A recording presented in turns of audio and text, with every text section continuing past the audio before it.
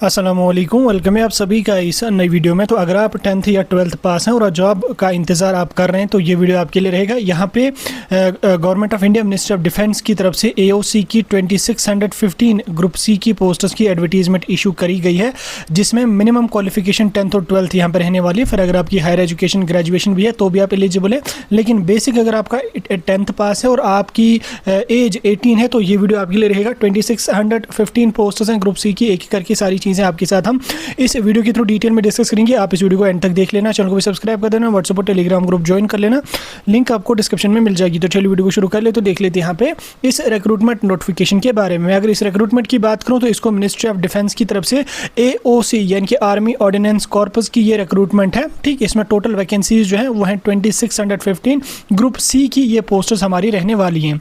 सबसे पहले यहाँ पे हम बात करेंगे इसकी कुछ इंपॉर्टेंट डेट्स की। देखो, अभी अगर हम ऑफिशियल नोटिफिकेशन की बात करें, ऑफिशियल नोटिफिकेशन यहाँ पे आ चुका है। इसका रजिस्ट्रेशन जो आपकी होगी वो स्टार्ट हो जाएगी 24 अगस्त से, और लास्ट डेट जो रजिस्ट्रेशन का रहेगा वो 23 सितंबर यहाँ पे रहेगा। यानी कि कुल मिला के आपका एक मंथ का टाइम दिया गया है यहाँ पे अपना फॉर्म भरने के लिए। आप अपना फॉर्म यहाँ पे भर सकते हैं। इसके बाद इसके एडमिट कार्ड्स लगभग अक्टूबर एंड तक आ जाएंगे, और इसका एग्जाम वगैरह बाकी जो चीज़ें होंगी वो नवंबर के महीने में हो जाएंगी। ठीक, तो नवंबर के महीने में, दिसंबर के महीने में आपका इसका रिटर्न वगैरह हो जाएगा।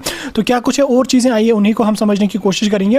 वैकेंसीज और पे स्केल की अगर मैं बात करूं तो टोटल वैकेंसीज हमारे पास, जैसे मैंने आपको बोला, 2615 है। वैकेंसीज हमारे पास ट्रेड्समैन की है, फायरमैन की है, जूनियर ऑफिसर असिस्टेंट की है, मल्टीटास्किंग स्टाफ की और मटेरियल असिस्टेंट की है। ठीक, अब इनमें अगर हम वैकेंसीज की बात करेंगे तो ट्रेड्समैन की 1799 पोस्ट है, लेवल 1 की ये पोस्ट है, जिसमें 56,000 तक आपकी सैलरी जाएगी।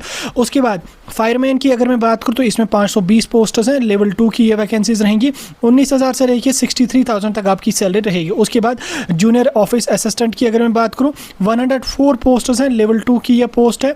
इसमें भी आपका सेम सैलरी का पे स्केल यहाँ पे रहेगा। MTS बोले तो क्लास 4 इसकी 142 वैकेंसीज है जो आपकी लेवल 1 की रहेगी। इसमें आपका 18,000 से लेकर 56,000 तक आपका यहाँ पे सैलरी इसमें रहने वाला। उसके बाद मटेरियल असिस्टेंट की अगर मैं बात करूँ तो इसमें आपकी टोटल 50 वैकेंसीज है, लेवल 5 की ये पोस्ट रहेगी। इसमें लगभग 90,000 तक आपकी सैलरी यहाँ पे जाएगी। तो टोटल मिला के यहाँ पे 2615 वैकेंसीज है, जिसमें कैटेगरी वाइज भी आपको ब्रेकडाउन यहाँ पे देखने को मिल रहा होगा। ओपन मेरिट के लिए हमारे पास 1058 है, EWS के लिए 254 है, OBC के लिए 703 है, SC के लिए 303 है, ST के लिए 197 है, और टोटल 2615 है। अब इसमें आपको RB वगैरह का ऑप्शन नहीं देखने को मिलेगा, क्योंकि ये सेंट्रल की वैकेंसीज है, सेंट्रल की रिक्रूटमेंट नोटिफिकेशन है। इसमें RB वगैरह लगती नहीं है, इसमें RB वाले भी ओपन मेरिट ही यहाँ पे कंसिडर किए जाएंगे। एजुकेशन क्वालिफिकेशन की अगर मैं बात करूं तो एजुकेशन क्वालिफिकेशन एक एक करके हम सब की बात करेंगे। तो पहले अगर हम यहाँ पे ट्रेड्समैन की बात करें, ट्रेड्समैन में आपका मिनिमम 10th होना चाहिए, मैक्सिमम फिर कुछ भी है कोई इशू नहीं है, बस 10th आपका पास होना चाहिए। फायरमैन का भी सेम आपका मिनिमम 10th होना चाहिए, मैक्सिमम जो भी है कोई इशू उसमें नहीं है, बस 10th पास बच्चा होना चाहिए। MTS बोले तो क्लास 4 इसमें भी आपका मिनिमम 10th होना चाहिए, मैक्सिमम जो है वो चल जाएगा आपका। उसके बाद जूनियर ऑफिस असिस्टेंट की अगर मैं बात करूँ, इसमें आपका 12th पास होना चाहिए, साथ में आपकी टाइपिंग भी होनी चाहिए 30 वर्ड्स पर मिनट की। हालांकि उतना ज़्यादा कोई मसला नहीं है, 30 वर्ड्स पर मिनट हो ही जाती है।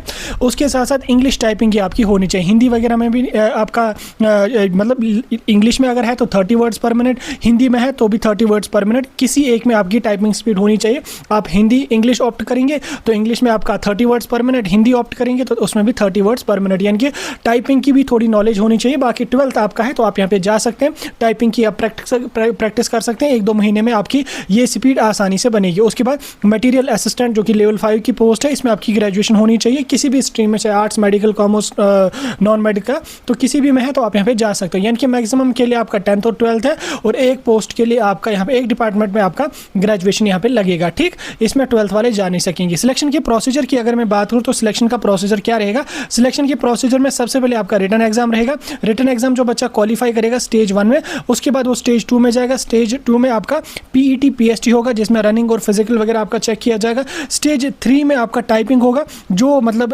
ऑफिस असिस्टेंट का जो है जो टाइपिंग होगी, जूनियर ऑफिस असिस्टेंट की जो टाइपिंग है वो आपकी होगी, और बाकी का तो बस 2 ही फेजेज यहाँ पे रहेंगे। उसके बाद लास्ट फेज आपका डॉक्यूमेंट वेरिफिकेशन का रहेगा। मैं रिपीट कर रहा हूँ, पहला जो फेज आपका रहेगा वो रिटन एग्जाम का रहेगा, दूसरा फेज आपका रहेगा PET PST का, तीसरा रहेगा जूनियर ऑफिस असिस्टेंट का टाइपिंग, चौथा स्टेज आपका रहेगा डॉक्यूमेंट वेरिफिकेशन का। तो ये 4 स्टेजेस आपको क्वालिफाई करने पड़ेंगे, तब जाके आपकी पोस्टिंग यहाँ पे हो सकती है। तो PET PST जो आपका होगा इसमें, उसमें क्या होगा, 1600 मीटर की रनिंग होगी, 6.5 मिनट में आपको निकालना कंप्लीट करना पड़ेगा।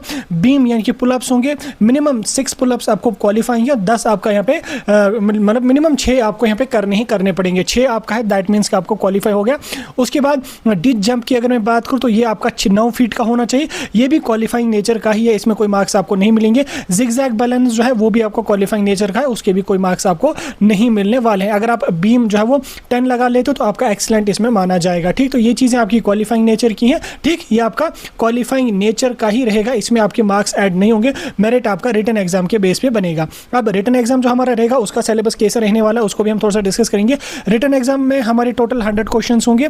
ठीक, 100 मार्क्स यहाँ पे रहेंगे, जिसमें जनरल इंटेलिजेंस एंड रीजनिंग यानी कि मैथमेटिक्स और रीजनिंग के 25 क्वेश्चंस होंगे, 25 मार्क्स होंगे। जनरल अवेयरनेस के हमारे 25 क्वेश्चन 25 मार्क्स होंगे। न्यूमेरिकल एप्टीट्यूड के यानी कि मैथ वगैरह के 25 क्वेश्चन 25 मार्क्स होंगे, और इंग्लिश के हमारे 25 क्वेश्चन 25 मार्क्स हैं। इनकी टोटल 4 सब्जेक्ट रहेंगे, जिसमें रीजनिंग आपका रहेगा, जिसमें आपका जीके जीएस रहेगा, मैथ्स रहेगा, और आपका इंग्लिश यहाँ पे रहेगा। कंप्यूटर वगैरह का इसमें कोई जिक्र यहाँ पे नहीं किया गया। टोटल 100 क्वेश्चन होंगे और 2 आवर्स का आपको टाइम दिया जाएगा। ठीक, 0.25 की आपको नेगेटिव मार्किंग भी आपको देखने को मिलेगी। लेवल जो पेपर का रहेगा वो 10th की लेवल का रहेगा, इसमें हायर लेवल का क्वेश्चन आपको नहीं पूछे जाएंगे। 0.25 की नेगेटिव मार्किंग भी आपको रहेगी। अब अगर हम सिलेबस को और थोड़ा ब्रेक डाउन करके समझने की कोशिश करेंगे, जो जनरल इंटेलिजेंस और रीजनिंग हमारी रहेगी, इसमें coding, decoding, blood relations, Venn diagram, analogies रहेगी, विजुअल मेमोरी रहेगी, नॉन वर्बल सीरीज रहेगी, और क्लासिफिकेशन। ये आपका रीजनिंग के 25 क्वेश्चन रहेंगे। उसके बाद जनरल अवेयरनेस यानी कि जीके जीएस में आपका Indian history, Indian geography, Indian economy, Indian constitution, current affairs, national और इंटरनेशनल इवेंट्स और डिफेंस के रिलेटेड टॉपिक्स आपको पढ़ने पड़ेंगे जीके जीएस में। उसके बाद न्यूमेरिकल एप्टीट्यूड की अगर मैं बात करूँ, मैथमेटिक्स, इसमें आपका नंबर सिस्टम रहेगा, percentage, profit loss, ratio, proportion, time, distance and work रहेगा। उसके बाद यहाँ पे सिंपल एंड कंपाउंड इंटरेस्ट रहेगा, डेटा इंटरप्रिटेशन यहाँ पे रहेगा, ये आपका मैथमेटिक्स में रहेगा। इंग्लिश की अगर मैं बात करूँ, ग्रामर में आपका बेसिक ग्रामर रहेगा, वोकैबुलरी रहेगी, सेंटेंस स्ट्रक्चर रहेंगे, सिनोनिम, एंटोनियम। उसके बाद एरर्स आपको स्पॉट करने पड़ेंगे, और कंप्रहेंशन आपका रहेगा। तो ये आपका ऑफिशियल वाला सिलेबस यहाँ पे रहने वाला है, इनसे आपका क्वेश्चन यहाँ पे पूछे जाएंगे। नेक्स्ट अगर हम बात करेंगे अप्लाई की, तो अप्लाई करने के लिए आपको ऑफिशियल वेबसाइट जो AOC की है वहाँ पे आपको जाना पड़ेगा, aocrecruitment.gov.in। यहाँ पे जाने के बाद आपको जो वो एप्लीकेशन ऑनलाइन मोड में ही एक्सेप्ट होंगे, ऑफलाइन मोड में नहीं होंगे। उसके बाद अपने original documents, photograph, signature, marksheet वगैरह, डोमिसाइल वगैरह, आधार कार्ड आपको अपलोड करने पड़ेंगे। उसके साथ साथ आपको फॉर्म भरने से पहले चेक करना कि मैं एलिजिबल हूँ भी पोस्ट के लिए या नहीं हो, तो वो चीज़ आप चेकआउट करके रख लेना। उसके बाद ही आप यहाँ पे इसमें अप्लाई कर देना। ठीक, बाकी इस नोटिफिकेशन को मैंने आपके साथ डिटेल में समझा दिया। जो 10th पास 12th पास है उनके लिए ये एक अच्छी अपॉर्चुनिटी रहने वाली है। आपका अगर कोई भी डाउट है, कंफ्यूजन है, आप मुझे कमेंट्स में बता सकते हैं।